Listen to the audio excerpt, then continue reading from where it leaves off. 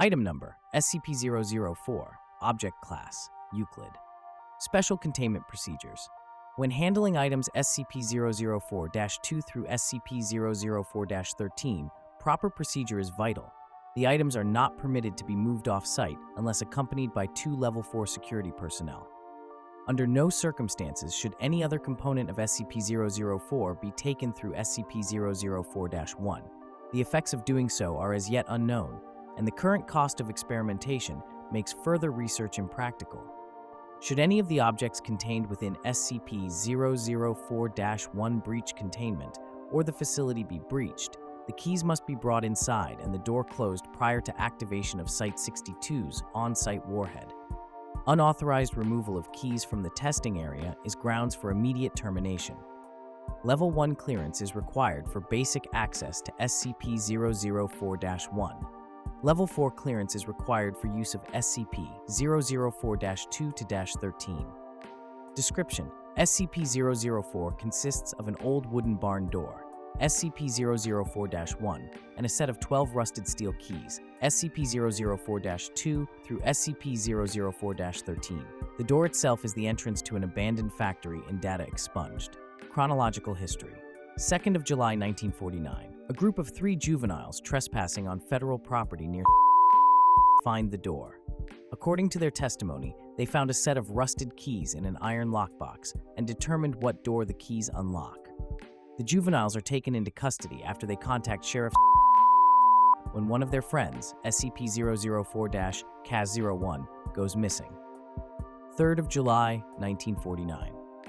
Local authorities find the severed right hand of SCP-004-CAS-01 8 kilometers from SCP-004-1.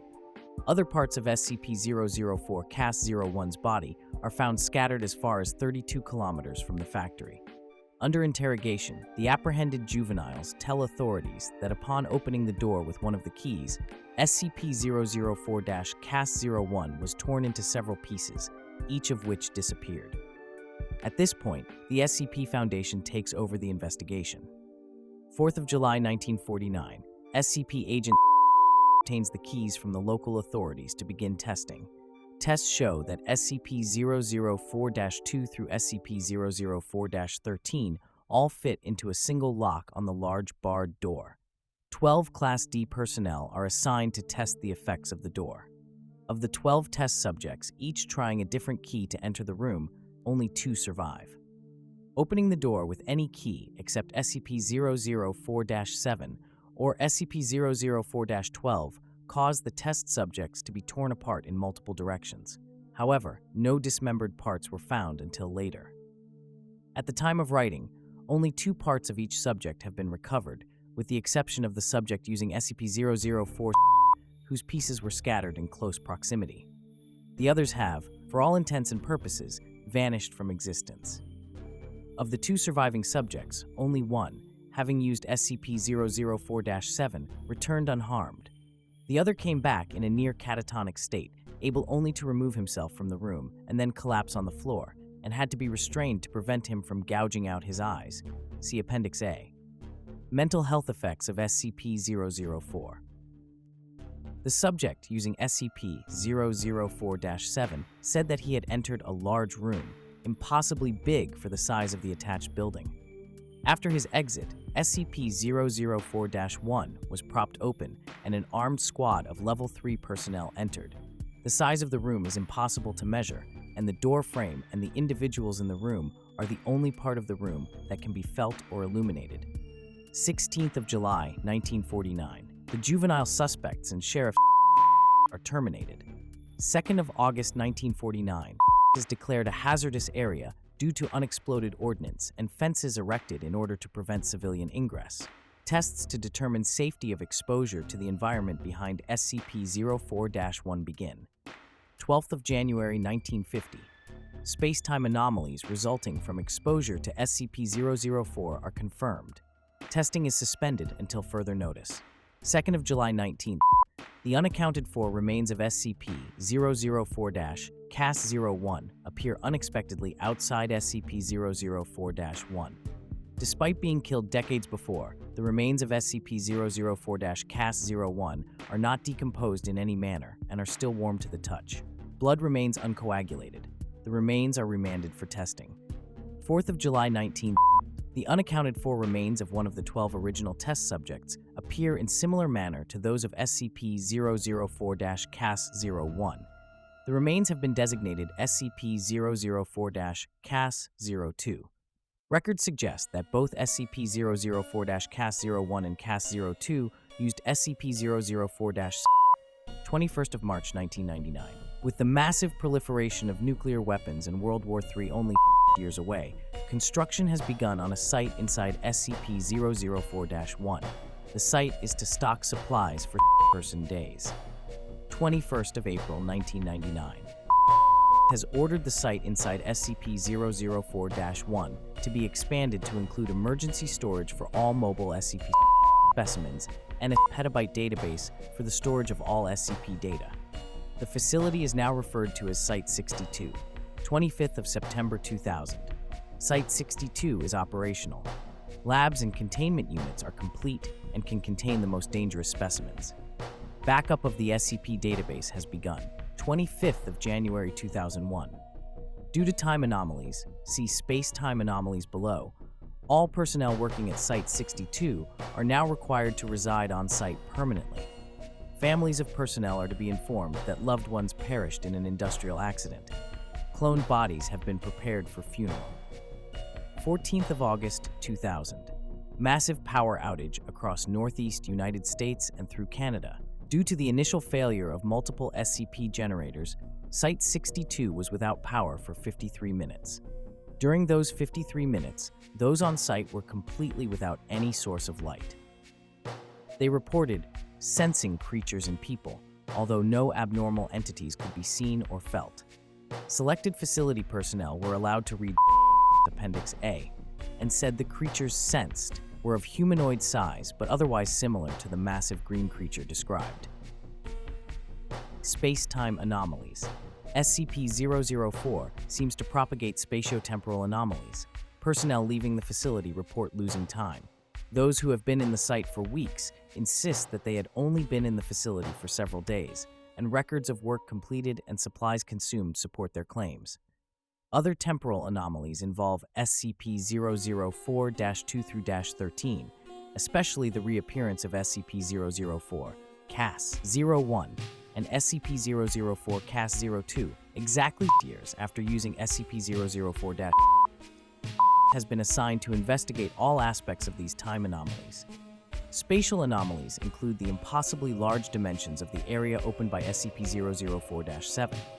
Similarly, the 2003 blackout incident suggests that there exists an alternate plane of existence within the same space that Site 62 occupies. Additional notes. Testing on SCP-004 reveals that 10 of the keys open SCP-004-1 on a dimension where the laws of physics and topology are significantly different than those of our home dimension. Test subjects meeting these hostile conditions are torn apart, their body parts deposited in various locations, only 3 of which have been verified to be on Earth. Material deposited at 2 of these points appears immediately. Material deposited at the 3rd appears exactly years into the future. The other 7 locations are currently unknown. Current testing focuses on 2 avenues of research. The first is finding ways to survive SCP-004's hostile topologies.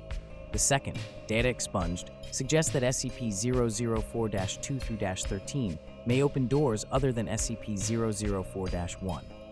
Appendix A, Mental Health Effects of SCP-004-12. All Class D personnel using SCP-004-12 return in a catatonic state, unable to speak. Some may have enough energy left to try to claw out their eyes. Of the 16 subjects, only 4 have survived. Only 1 has regained speech, following long-term psychotherapy. He was able to tell the psychiatrist that he saw a massive green creature, so large that much of its body extended beyond his field of view. He reported innate fear and sudden recognition, as if it were something buried deep in his primal fears, and forced implantation of incomprehensible memories.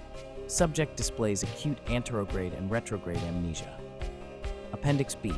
Additional information. Item number SCP-004-14. Date of discovery: 2nd of September 1950. Origin of object: object was discovered elsewhere in the factory area, in the previously undiscovered manager's office. Description: object appears as a large, unvarnished wooden box. The box may be unlocked by the safe key, SCP-004-7, as well as 5 of the unsafe keys. See document SCP-004-1. Upon unlocking SCP-004-14 with SCP-004-7, the box opens automatically on hinges. The volume of the space inside is precisely 5 times greater than the outer dimensions imply. Items placed within while the lid remains open do not affect the weight or any other properties of the box. When the lid is closed and locked, however, all items inside vanish irretrievably. Personnel locked inside the box are also irretrievable, although losing personnel in this fashion appears to significantly affect the dreams experienced by data expunged. SCP-004 is a highly anomalous and perilous phenomenon centered around an old wooden door, SCP-004-1, and a collection of 12 rusted steel keys, SCP-004-2 through SCP-004-13.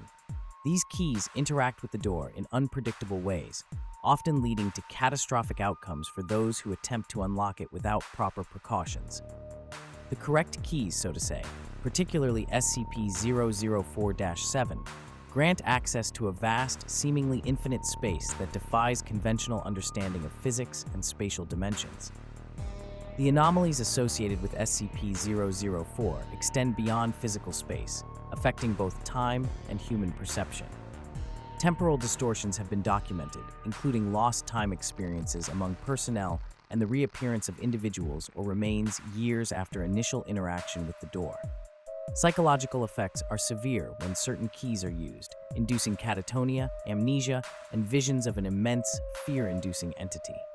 Further complicating its nature is the discovery of SCP-004-14, a wooden box that, when unlocked with specific keys, causes any contents placed inside to vanish irretrievably. This suggests a connection to alternate dimensions or planes of existence, highlighting the profound risks associated with SCP-004. The SCP Foundation has implemented strict containment procedures and established Site-62 within the anomalous space for ongoing research and emergency storage. Current efforts focus on understanding the spatio-temporal anomalies and exploring safe interaction methods, all while ensuring the anomaly remains securely contained to prevent any potential breaches or wider-reaching effects. Thank you for taking the time to listen. I appreciate it greatly. If you like SCP content, then please consider liking and subscribing. It helps the channel out a lot. Until next time, this is Professor signing off.